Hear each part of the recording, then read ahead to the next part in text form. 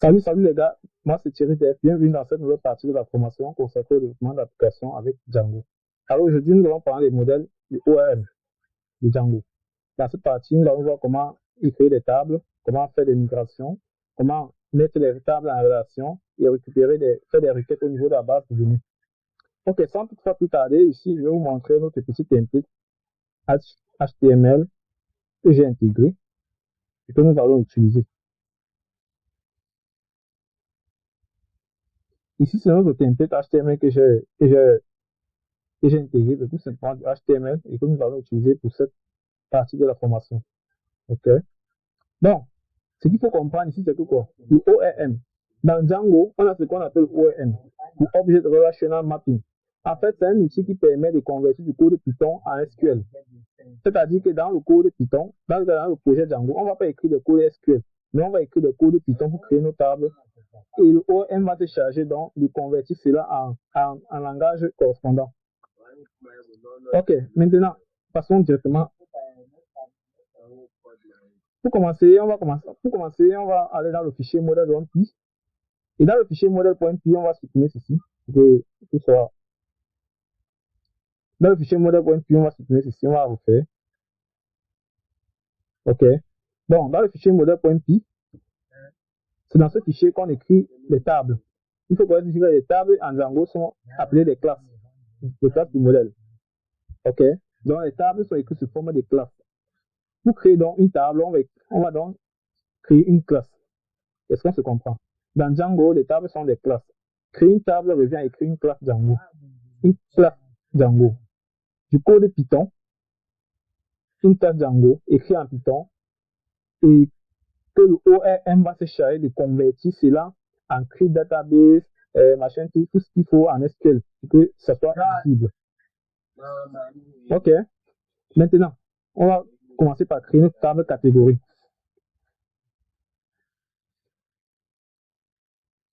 Classe, catégorie.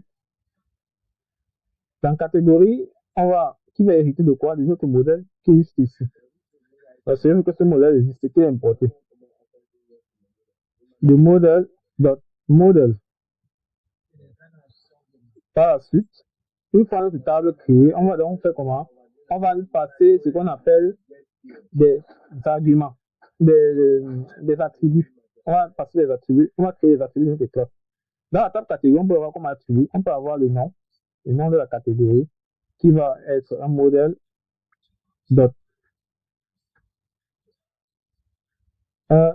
.sharpfield. Sharpfield pour dire un varchar dans une chaîne de caractères et une taille de 50, tout simplement. Une taille de 50, ok? Par la suite, on va voir la date. On a besoin aussi de la date. On va voir quand est-ce que cette catégorie a été créée. Pour la date, on va faire un modèle .datetime. Datetime, vous voyez, il y a date field pour la date. Datetime qui permet de valider la date et l'heure. Sauf que ici, on va passer une chose. On va dire ici, auto now out true. Pourquoi auto now out true? Pour qu'il puisse récupérer et mettre à jour la date de façon automatique. Donc, l'utilisateur ne va pas mettre la date à jour lui-même. C'est automatique. OK. Maintenant, une fois terminé, on va faire juste une surcharge du FTR. Vous pouvez également ajouter les classes méta. Mais ici, on va juste faire une surcharge du FTR def. Et ensuite, on va retourner tout simplement le nom. C'est un nom. OK. Voilà. Vous voyez, voici une classe qu'on vient de créer ici. Attention. Voici une classe qu'on vient de créer ici. Et pour cette classe-là, pour créer cette table-ci, on n'a pas eu besoin d'écrire du code SQL. On a juste écrit du code Python. Et le ORM va donc traduire cela. OK? Et à chaque fois qu'on écrit une classe ou à chaque fois qu'on fait des modifications dans une classe, on a deux commandes à valider. Si vous êtes sur Linux, vous allez utiliser ces deux commandes. Python 3, n'oubliez pas de spécifier la version de Python. Si vous êtes sur Windows, pas besoin de spécifier la version de Python. Donc, on va valider d'abord la première. Python 3, manage.py, make migration. Make migration. Ensuite, On va faire Python manage.py migrate. Là, il va migrer tous les tables qu'il faut. Il va également migrer les tables qu'on vient de créer. Donc là, il a migré aussi les tables de Django. Il a ajouté à cela notre table. OK? Une fois que notre table a été créée, on va maintenant voir comment ça s'affiche. Et pour voir comment ça s'affiche, il va falloir accéder à l'espace administration de Django. Pour ce faire, on va d'abord créer un super utilisateur pour pouvoir y accéder. Alors la commande Python croix manage.py script super user. Par la suite, on valide. Ici, on va mettre notre nom, le nom de notre super utilisateur, parce qu'on aura besoin de ces informations pour pouvoir accéder. Thierry.dev, c'est mon vrai mail pour ceux qui veulent me contacter. Par la suite, on va mettre un mot de passe. Je vais mettre un mot de passe simple, Javalit. Yes. OK. Par la suite, on va juste avoir notre serveur. On va juste notre serveur. OK. Je vais copier cette commande et l'ajouter ici en commentaire pour que vous puissiez bien voir. OK. Maintenant, si on a vu ici, pour accéder à l'espace administration, on va tout simplement faire /admin. OK. Et on va se connecter avec nos informations qu'on vient de créer ici. C'est tout simple. Maintenant, lorsqu'on arrive dans l'espace admin, on va voir qu'ici, on a une table user par défaut, qui est notre utilisateur qu'on a créé. Ici, on peut en ajouter d'autres. On a encore les groupes et tout. Maintenant, on a créé une table catégorie qu'on voulait voir comment ça s'affiche. Pour voir comment la table catégorie va s'afficher, on va tout simplement aller. C'est ici que notre fichier admin.py intervient. OK? Donc, au fur et à mesure qu'on travaille du temps, on découvre davantage les utilités des autres fichiers. Ici, le fichier admin, là, le fichier admin, on va rendre notre table visible. On peut faire tout simplement ceci. On peut tout simplement d'abord importer notre table. Première des choses, on importe d'abord la table. Comme notre modèle, import, catégorie. Une fois qu'on a importé ça, on peut tout simplement les enregistrer ici. Admin, site, registre. Ensuite, on met le nom de notre table catégorie. OK? Tout simplement.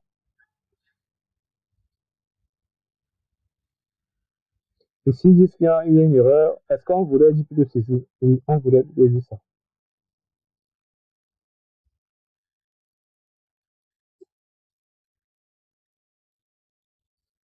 OK?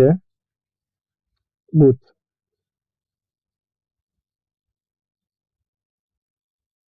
Donc, si on vient ici maintenant, on actualise, on va voir que notre table catégorie s'affiche. Donc, si on clique la catégorie, ici, il y a une erreur. Je vois, il y a une erreur en fait ici. OK, on va corriger cette erreur. Il y a plusieurs façons de faire la migration. Ici, on va migrer nos tables ici. On va migrer notre application. Puis on croit manage. Donc, make migration. On va migrer notre application qu'on a créée. Le nom de notre application. Là, c'est si vous avez cette erreur. Migrer votre application que vous avez créée au départ avec icom.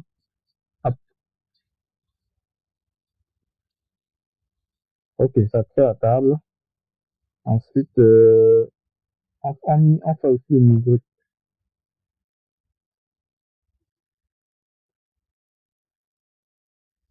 Migrer, super. C'est bien en fait qu'on puisse résoudre les bugs de cette façon plutôt aussi pour voir et voir résoudre cela si ça vous arrive aussi. Voilà. Maintenant, on va plutôt ajouter ici une catégorie.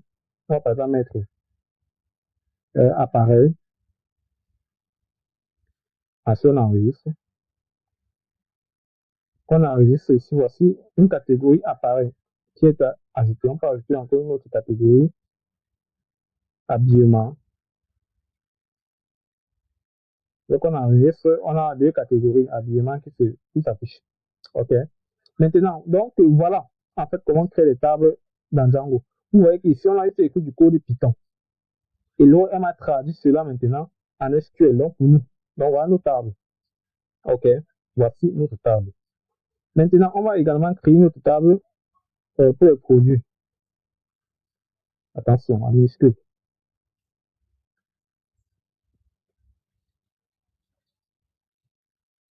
Classe produit en minuscule qui va de models.model. Ensuite, on va mettre ces attributs de la classe. Il y aura le nom du produit qui sera model.charFuel. Et on va lui passer une taille de 50. Ensuite, on a le prix qui est un modèle dot. On va mettre un float ou dire un nombre de virgules. On va avoir les prix 19,50 et tout. Par la suite, on aura également la description qui serait un champ beaucoup plus large qu'on appelle le textuel. OK? C'est le textuel, un champ plus large. Par la suite, ici, on aura également l'image du produit qui serait le modèle dot image field.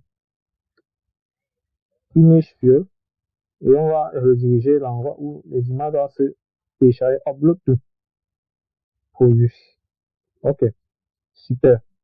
Par la suite, n'oublions pas de faire une surcharge du str. C'est important.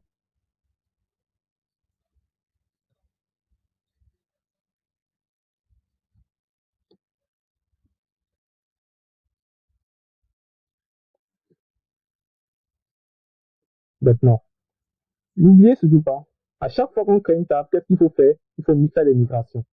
Alors, voici les deux commandes de migration. On les copie, on copie tout simplement.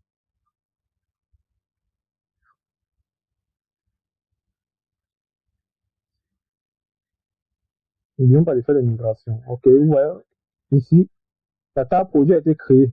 Voilà. Et ensuite, de migrer. OK, évidemment, il a migré cette table.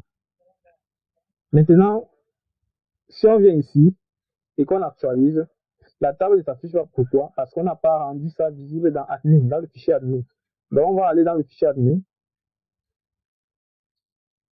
Dans le fichier admin, on va importer d'abord notre table. OK, on va d'abord importer notre table ici pour pouvoir rendre cela visible. Virgule, tout simplement. Produit. OK. Par la suite, on va rendre ça ici, admin,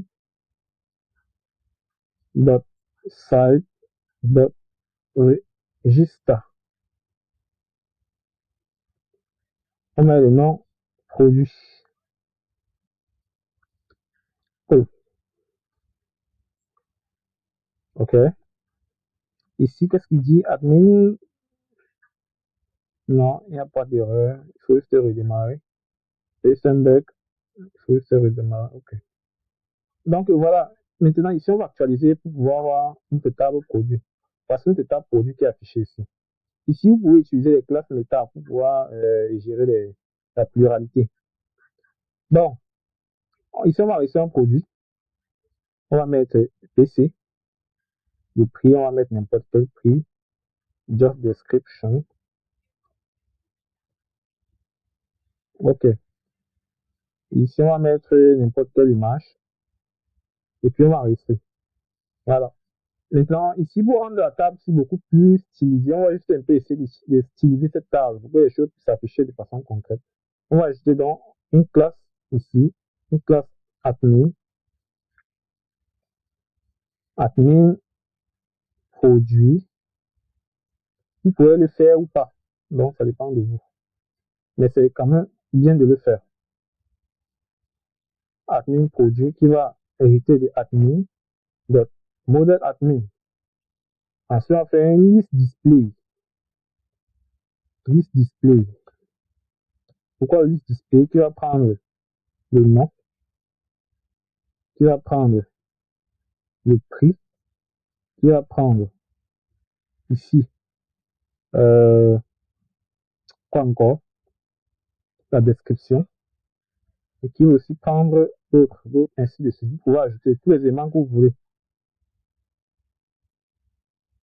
Ok, dès que c'est bon comme ça, on va maintenant venir enregistrer ici. Virgule, on ajoute tout simplement là. Ok, comme ceci. Vous voyez maintenant, c'est bien ordonné comme dans une table. Vous pouvez également ajouter le champ image pour que l'image puisse s'afficher à la fin. Cool. Maintenant, voilà comment on écrit, on crée des tables dans Django. Voici comment on crée des tables dans Django. Vous voyez qu'on écrit du code Python. On écrit du code Python. Le code Python, le OM va dans OM. On envoie le code Python à l'OM. Le OM récupère, il traduit ça en SQL. Ensuite, il retourne quoi? Des objets. Des réponses. Ou mieux dit. Maintenant, voilà comment ça se passe. Ok? C'est très simple. Maintenant, on va voir par la suite ce qu'on appelle les relations. On va créer des relations entre ces tables-ci. Et dans les relations, on a ce qu'on appelle le one-to-one, le one-to-many, le many-to-many. Pour faire simple, on va voir ça ici. On a ce qu'on appelle le one-to,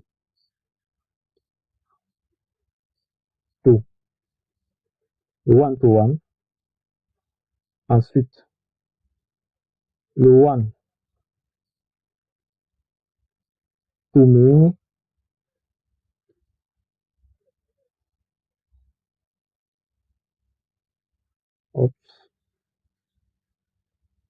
Le one-to-many. Ensuite, le many-to-many. Qui veut dire quoi? Le one-to-one, ça veut dire relation 1 à 1. Le one-to-many, relation 1 à plusieurs. Le many-to-many, relation plusieurs à plusieurs. Comment donc mettre cela en pratique? Voici nos tables. Ici, on va commencer par la relation one-to-one. Alors, il faut connaître que dans une relation one-to-one,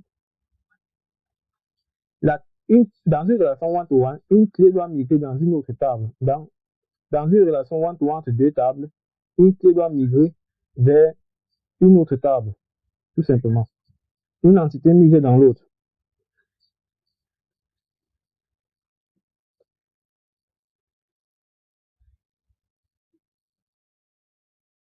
One-to-one.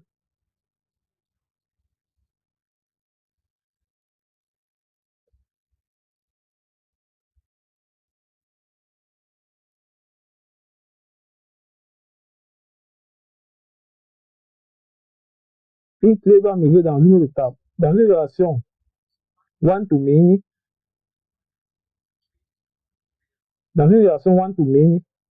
la plus petite entité doit migrer dans une relation one-to-many, l'élément ayant la plus petite entité doit migrer vers la table ayant la plus grande entité. Est-ce qu'on se comprend? Dans une relation one-to-many, l'élément ayant la plus petite entité, ou bien la table ayant la plus petite entité, doit migrer vers la clé primaire de la table ayant la plus petite entité, doit migrer vers la table ayant la plus grande entité. Ça veut dire quoi? Ça veut dire que dans une relation, ici, je vais vous illustrer ici, avec ça.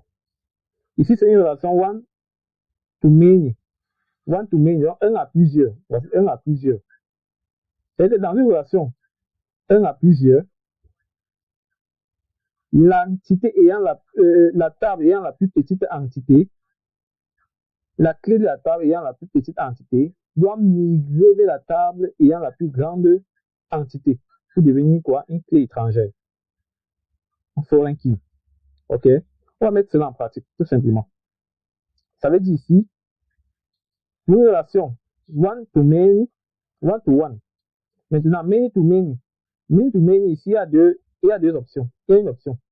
Dans une relation many-to-many, une troisième table se crée et conserve les clés primaires des deux autres tables qui seront considérées dans la troisième table comme des clés étrangères.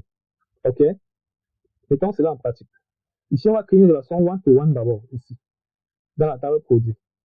Donc, on a dit ici que dans une relation one-to-one, l'autre doit migrer dans l'autre.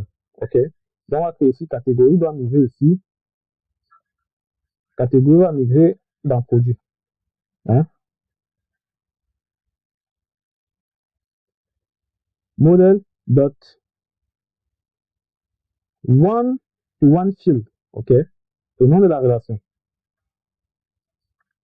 One to one field.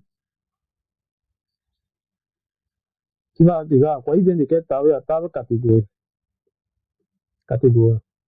Ici, on va dire on delete. Ça sera méthode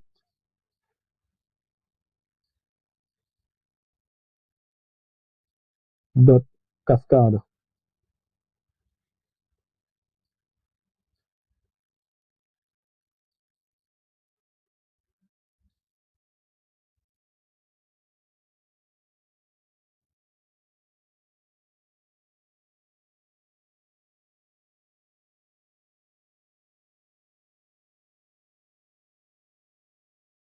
On dirait déjà modèle de cascade. OK. Modèle en majuscule, bien sûr.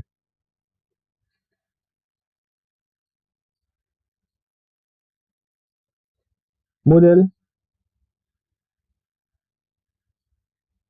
Oups,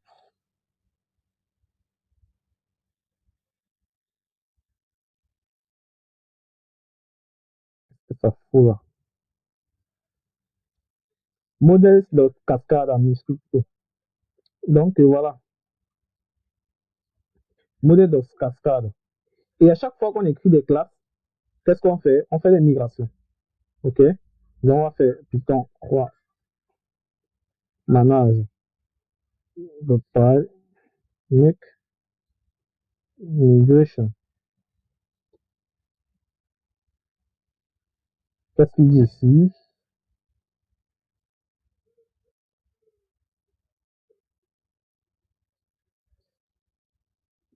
OK. Et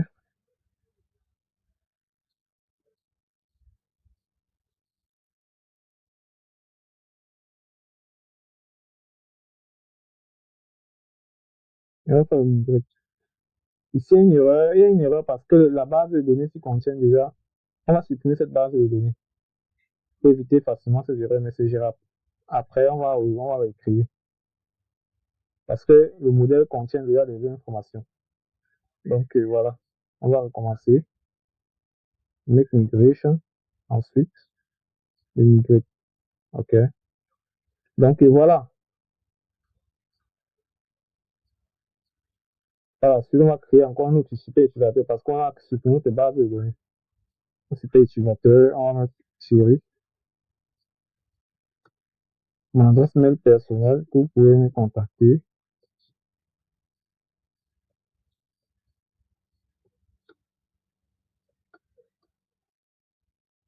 OK. Par la suite, on rend le serveur. Et on va actualiser ici. Ils vont demander encore de se connecter. Vu qu'on a supprimé la base de données.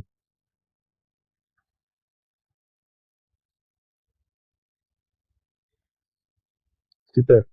Donc voilà. Ici, on peut créer encore des catégories. On va ajouter des catégories ici. Ici, on va ajouter la catégorie appareil. Catégorie appareil. On va également ajouter la catégorie habillement. Voilà. On va ajouter des catégories. Donc, dans produit, on va ajouter aussi des produits. On va ajouter un PC. Ici, on va mettre le prix. Ici, on va mettre la description. Là, on va choisir une image. Et voilà. Vous voyez qu'ici, à cause de one-to-one field, vous voyez qu'ici, on doit choisir une catégorie à cause de la relation one-to-one field. Donc ici, on va choisir la catégorie. OK? On va choisir ici la catégorie. On va choisir, on enregistre. Si on essaie encore de faire encore un second enregistrement, on va mettre, par exemple, airport. On va mettre le prix en description. On choisit encore un fichier. On va encore choisir appareil. Regardez ce qui se passe.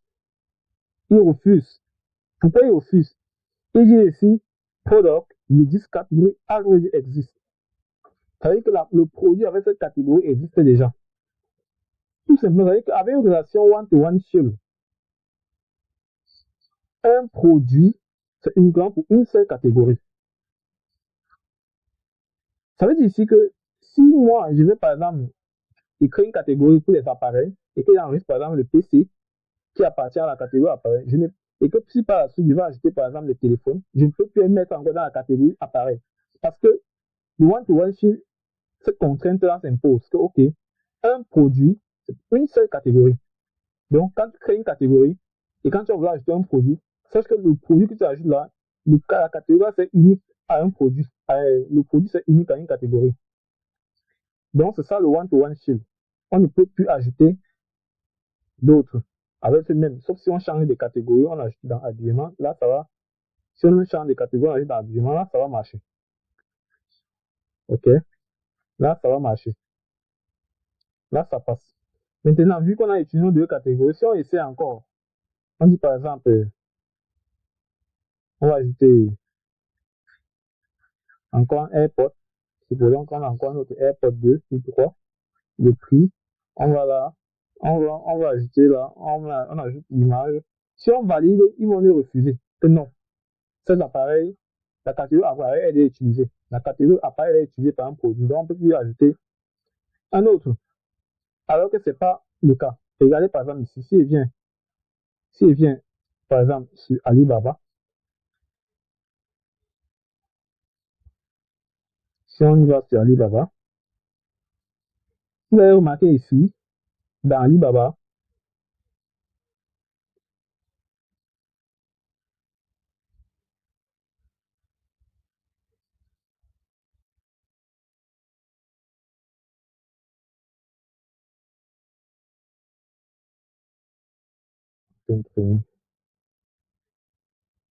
voilà. Si je viens par exemple sur Alibaba, vous allez voir qu'ici, j'ai plusieurs catégories.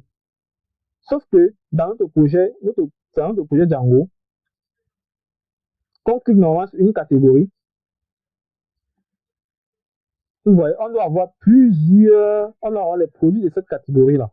OK? Et non seulement avoir seulement un produit qui doit s'afficher. Revenons dans Amazon pour bien voir. Ici, on a par exemple la catégorie des électroniques. Vous voyez qu'on est dans électronique. Il y a plusieurs produits électroniques. Sauf que dans notre projet, lorsqu'on va ajouter un produit, lorsqu'on ajoute plusieurs produits dans une catégorie, ça refuse. C'est-à-dire qu'une catégorie peut avoir plusieurs produits, n'est-ce pas? Alors, pour régler ce problème, on va passer par la relation one to many. Ça, c'était pour la relation many to many. Donc, on est en la relation one to many. Donc, dans la relation one to one seul, one to one, un produit ne peut avoir qu'une seule catégorie. Claire. Un produit ne peut avoir qu'une seule catégorie. Maintenant, dans la relation one to one, one to many, je chante tout simplement le foreign key. Dans la relation one to many, on a dit ici, dans la relation one to many, l'élément ayant la classe ayant la plus petite entité migre vers la classe ayant la plus grande entité, tout simplement. C'est-à-dire que dans une relation one to one, un à plusieurs, la plus petite entité, qui est un ici, va migrer vers ceux qui sont plusieurs. Donc, catégorie ici va migrer vers produits. Et à travers ceci, on peut accéder à la catégorie. OK? Donc, ici, on va mettre ceci en pratique.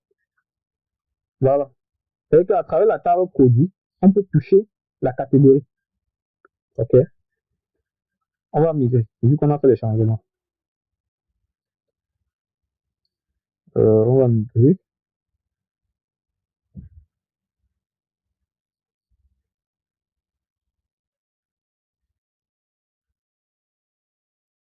Lorsqu'on migre, maintenant, si j'enregistre ici, ça veut dire c'est maintenant, OK, ça veut dire que un produit, plusieurs utilisateurs peuvent publier plusieurs produits dans la même catégorie, sans problème. Ce qui est tout à fait logique. Donc, si on peut ajouter ici un autre produit, on va mettre n'importe quel nom. Ici, on va mettre, ici, on va mettre. Et ici, on va choisir le produit. On peut mettre appareil. C'est-à-dire que plusieurs utilisateurs peuvent publier maintenant leurs produits. Si les gens, par exemple, dans les laptops, Desmond vend par exemple les AirPods, Olivier vend par exemple les Samsung, alors ils peuvent utiliser la catégorie des appareils pour pouvoir publier des articles. OK? Tout simplement.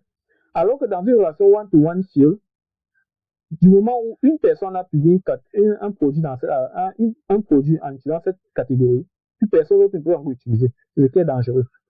On a dû corriger. OK. Donc, voilà en gros ce qui concerne les relations one-to-many. Maintenant, on va ici utiliser les relations many-to-many. En Django, c'est le many-to-many field et qui ne prend pas en compte ceci.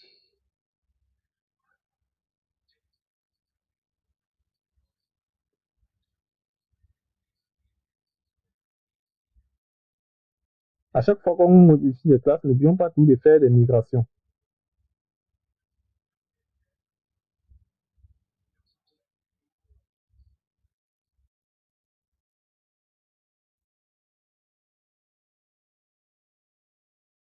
Vous voyez ici, on a dit add field catégorie to produit. Donc, dans une relation one, ou dans une relation many-to-many, il y a une troisième table qui se crée. Dans une relation many-to-many, si ici, je mets many-to-many, ou 1 à plusieurs aussi, ou 0 à plusieurs, il y a une troisième table qui va se créer. Et cette troisième table-ci va prendre quoi? Va prendre la clé, l'ID de produit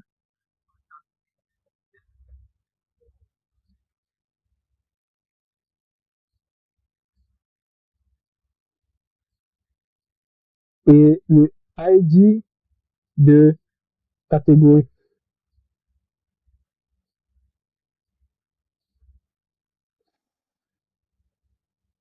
Catégorie. Donc, dans une relation plusieurs, il y a une troisième table qui se crée. Et cette troisième table-là va récupérer la clé, l'ID de celui-ci, la clé primaire de celui-ci. Vous voyez, bon, ça, on doit normalement souligner. Et la clé primaire, on doit souligner, on doit préciser que ce sont, on va mettre ça, piqué produit. Produit. Et on va dire ici, c'est le ID. Et ici, ID catégorie. Que ce soit piqué, c'est tout simplement le primaire qui est l'équivalence de la clé primaire. Et en français, c'est tout simplement l'identifiant. OK. Donc, il n'y a pas de différence que ce soit piqué, que ce soit ID, c'est la même chose. Donc, voilà. Dans une relation many-to-many, il y a une troisième table qui se crée. Et dans cette troisième table, on récupère quoi? Les deux clés primaires des deux autres tables qui deviennent des clés étrangères. OK. Donc, voilà. On va passer many-to-many shell. On va run. On va migrer. C'est bon. On va par la suite run les serveurs. Voilà. Vous voyez que si je me donne un produit, il va ajouter un produit. Je mets par exemple ici encore le prix, je mets là. Vous voyez qu'ici, il y a un champ de plusieurs produits. Il a été choisi, j'enregistre. N'oublions pas de mettre la photo. Et OK.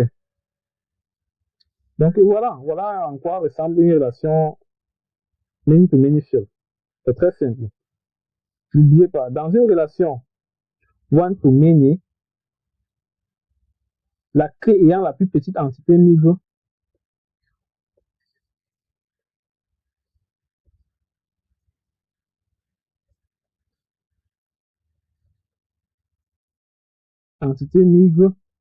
j'ai un clavier anglais, donc pas d'accent, migre vers la table ayant la plus grande entité. Dans une relation many-to-many, troisième table qui se crée. On va tout simplement dire troisième table OK. Maintenant, super. Si vous avez eu à faire le cours sur Méris, vous allez comprendre ceci en profondeur. Par la suite, nous allons voir comment récupérer les requêtes. Ici, on peut laisser ça, on peut laisser ceci. Oh là là. Ici, on peut laisser ceci à foreign key. C'est plus pratique de laisser à foreign key. Qui va prendre un modèle en delete, pardon. En delete va égal à modèle dot. Il y en a plusieurs. Il y a les AVG autofill, AVG, voilà. Il y a les protected. Il y a les set null. On verra ça autre fois, prochainement. En dehors du cascade, cascade veut dire quoi? Cascade veut dire que si on supprime un produit, cascade veut dire que si on supprime un produit, si on supprime un produit, si on supprime une catégorie, pardon, si on supprime une catégorie, alors le produit ayant cette catégorie se supprime aussi. C'est ça qui veut dire modèle de cascade. On a dans le modèle de set null. Set null veut dire si on supprime une catégorie, le produit appartenant à cette catégorie reste vide. Le champ catégorie reste vide. Il y a également le modèle de protected qui ne nous autorise pas à supprimer une catégorie. Donc, une catégorie qui a déjà été utilisée. Donc ici, on va voir ça. OK? On va d'abord faire la migration.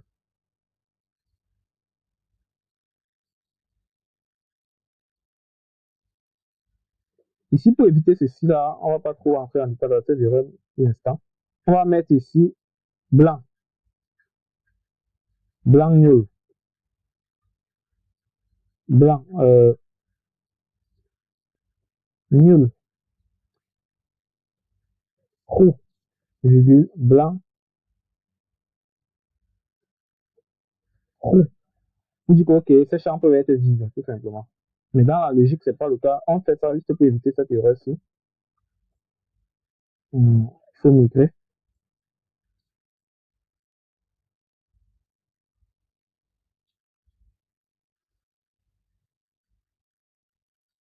Vous voyez que celui-ci nous autorise à laisser ces champs vides. Quand on dit blanc, nul, nous trou, ça dit que ok, on peut laisser ces champs vides. Comme lorsqu'on passe ces éléments-ci.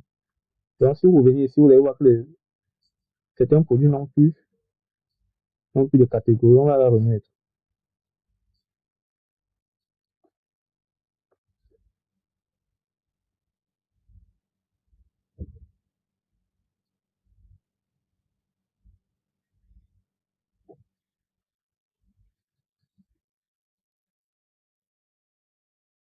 Ok, super.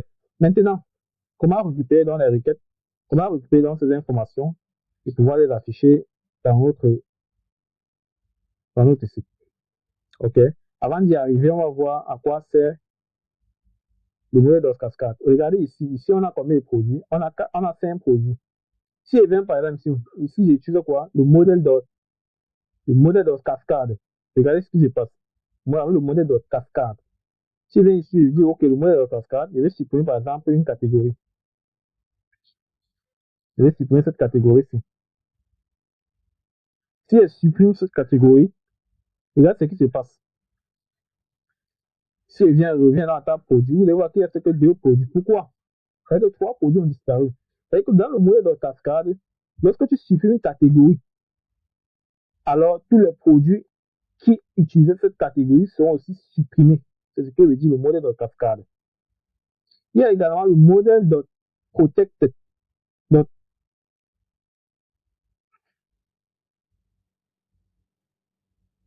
protect. Protect veut dire qu'on ne peut pas supprimer. N'oublions surtout pas de faire des migrations. À chaque fois, il faut tout faire des migrations lorsque vous modifiez les tables.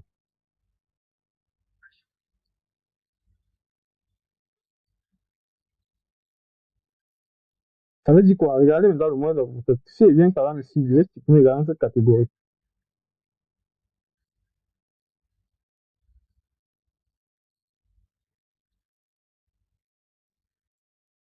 Vous voyez, il refuse ici.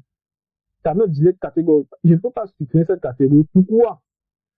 Parce que cette catégorie est utilisée et en cours d'utilisation. Vous voyez? C'est un peu comme dans Windows. Lorsque vous voulez fermer un programme, vous dites non, on ne peut pas fermer ce programme parce que voilà, le programme est en cours. Voilà comment ça se passe. Alors le protecteur. Donc je ne peux pas supprimer cette catégorie tout simplement parce que cette catégorie-là est en cours d'utilisation. Il y a également le modèle de set null. OK, il laisse vide.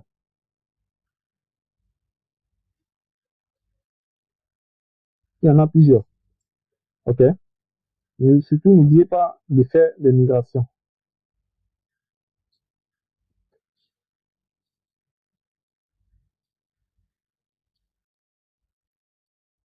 Regardez le modèle de set null. Si elle vient ici, j'ai ici deux produits. Si elle vient ici, je supprime par exemple cette catégorie. OK? Regardez ce qui se passe. C'est zéro catégorie, n'est-ce pas? Il vient dans la table produit. J'ai toujours mes deux produits. Sauf que l'endroit catégorie est resté vide. Pourquoi c'est vide? Parce que j'ai dit là que c'est le set null. OK? Bon, on va remettre ça. On va laisser ça, comme c'est. Et on va continuer. Mais le plus recommandé, c'est le modèle de cascade. Le modèle de cascade est plus recommandé. Là, maintenant, je vais créer des catégories. Pour que ça soit pas pratique. Ensuite, j'enregistre. Vous pouvez ne pas créer des catégories. OK, super. Maintenant, ici, on veut afficher cette information ici. On veut récupérer les produits affichés ici. Donc, pour cela, on va encore ajouter un peu de produits. On va ajouter les produits. On va ajouter les produits ici. On va mettre d'abord import iPhone. Ici, on va mettre le prix. Ici, on va mettre n'importe quoi là. On va mettre n'importe quoi là. Vous pouvez créer votre catégorie même. OK. Ensuite, on va encore ajouter un autre produit. On va mettre la Samsung. Ici, on va mettre le prix. Ici, n'importe quoi là. Et là, on va mettre OK. Vous pouvez mettre les produits que vous voulez. Maintenant, le but ici, c'est de pouvoir les afficher ici. OK. Je peux encore ajouter autant. Mais pour l'instant, on va occuper celui-ci. D'accord. Donc, pour occuper celui-ci, on va écrire ce qu'on appelle. Vous voyez que jusqu'ici, là, on n'a pas écrit de requête SQL. Ce ne sont que les codes Python et que le ORM se charge de convertir cela en modèle, en SQL pour nous. C'est ça le rôle du ORM. Le ORM, Object Relational Mapping, c'est ça son rôle. Super. Si vous avez compris. Maintenant, par la suite, on va occuper toutes ces informations-là. On va occuper les produits affichés là-bas. Donc, pour ce faire, on va d'abord importer from notre modèle import produit. On importe le produit et dans la vue qui permet d'afficher cette page, on va dire tout simplement liste produit. Ça retient sous forme de liste. Il faut aussi nommer bien vos variables. Il part dans la table produit et l'objet qui récupère all. Il récupère tout le monde. OK? Il récupère tout le monde. Dès que c'est fait, il va le passer sous forme de dictionnaire. Ici, on a vu toutes ces étapes dans les formations précédentes. Donc, je suppose que vous connaissez déjà. Pour ceux qui ne savent pas, ils peuvent revenir regarder la prochaine vidéo. Une fois que c'est fait, on va maintenant aller dans la vue de notre HTML. On va boucler dessus pour afficher ces informations-là. Pour ce faire, d'abord, on va nettoyer certains trucs.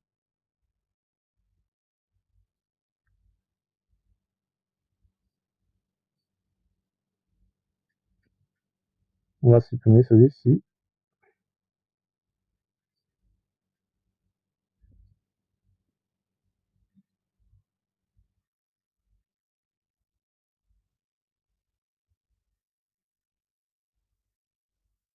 On va supprimer également celui-ci.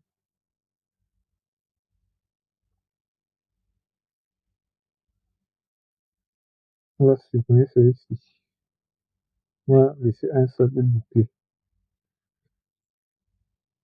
Supérieur à un seul, on va boucler dessus. Ok, il est où? Voici.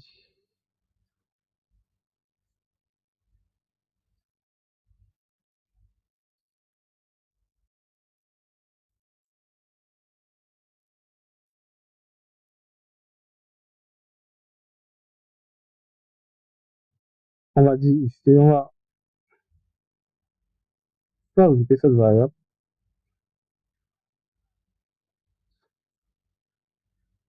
Regardez bien ce qui se passe. On va boucler dessus. For produit et moi.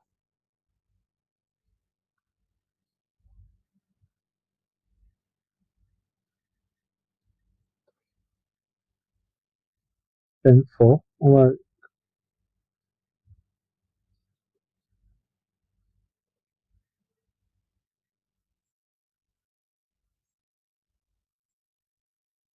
ici, qu'est-ce qu'on fait? On va mettre tout simplement produit. Ce sont des variables de gabarit. On va occuper l'image. .url. N'oubliez surtout pas. Et le alt est très important pour le référencement. Si par exemple vous vendez les laptops et quand on tape par exemple laptop, il va falloir que les produits, vos images, il va falloir que vos produits que vous connaissez puissent s'afficher. Donc, faites aussi en sorte aussi que ça puisse passer ici. Voilà, c'est important. Ok. Maintenant, si on vient ici, on actualise, vous voyez qu'on a ici trois produits.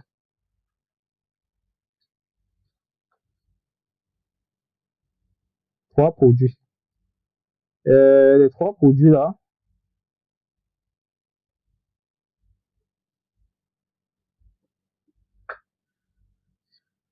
sont,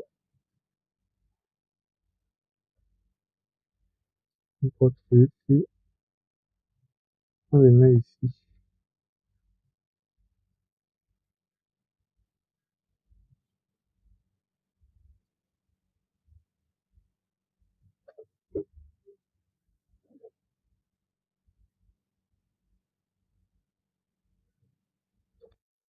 Comme le style.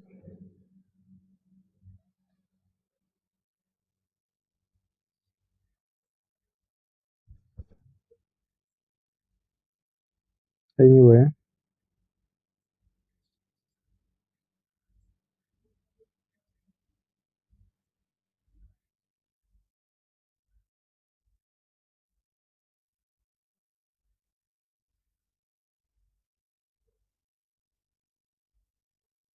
Anyway, on va continuer comme ça. Là, on a quatre produits. Voici nos produits qui s'affichent. OK. Là, maintenant, on va mettre les noms on va aussi afficher les noms.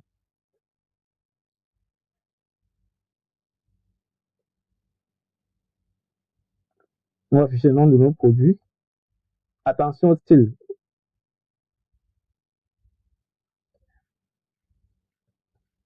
Point nom, produit.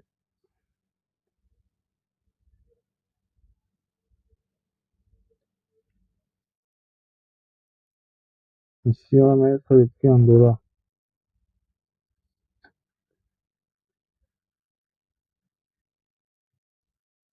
Voilà. iPhone, voici le prix. On va enlever. Il y a quelque chose ici qu'on a enlevé. On a enlevé ça.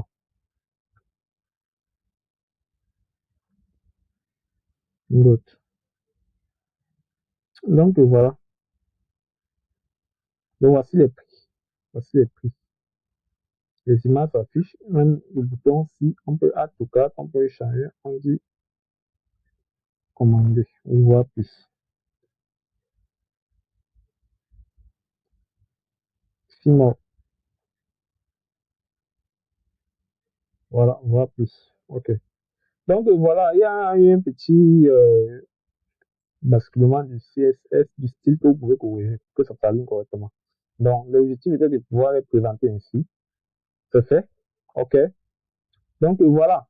Vous voyez que jusqu'à ici, on n'a pas écrit du code, SQL. Tu vois que ici, en une ligne de code, on a récupéré toutes ces informations. S'il fallait écrire cela en SQL, il fallait le select all, tout, ensuite, après. Vous voyez que simplement avec du code Python, Python envoie l'instruction directement au OM l'interprète et retourne le résultat. OK? Donc voilà, c'est tout. Donc c'est la fin de ce tutoriel. Merci d'avoir suivi ce tutoriel. Et n'hésitez pas surtout à partager, commenter, à liker pour ne manquer, pour m'encourager. Et vous pouvez également vous abonner si vous êtes passionné du domaine pour pouvoir recevoir des notifications sur les prochaines vidéos. Dans les prochaines étapes, nous allons parler de l'IA, de l'intelligence artificielle. Et puis, nous allons développer un site e-commerce complet avec intégration des moyens de paiement. On va gérer le système de livraison, le système de remboursement et bien d'autres. Nous parlerons également beaucoup plus également de l'IA.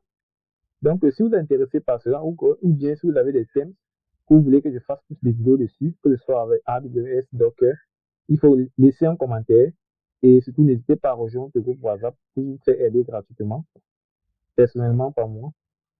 Donc voilà, merci et rendez-vous dans une prochaine vidéo.